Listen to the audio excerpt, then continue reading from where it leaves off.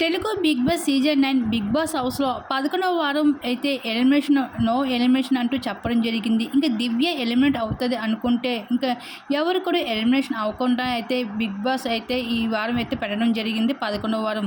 ఇంక 12వ వారానికి సంబంధించిన నామినేషన్ ప్రక్రియ అయితే మొదలైపోయింది బిగ్ బాస్ హౌస్‌లో.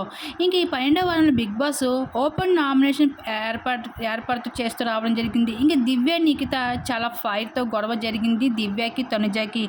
దివ్య, తనుజల మధ్యన మరోసారి గొడవ పెట్టుకుని ఇద్దరి మధ్యన మాటల యుద్ధం అయితే చెలరేగిపోయాయని చెప్పుకోవచ్చు. నువ్వా నేనా అన్నట్లుగా ఇద్దరు కూడా. ఈ వారంలో కూడా బిగ్ బాస్ ఓపెన్ నామినేషన్ అయితే పెట్టడం జరిగింది. ఈ వారంలో దివ్య వర్సెస్ తనుజకి అయితే బిగ్ ఫైట్ జరిగింది. ఎందుకంటే దివ్య, నిఖిత మరొకసారి తనుజని నామినేట్ చేయడం జరిగింది.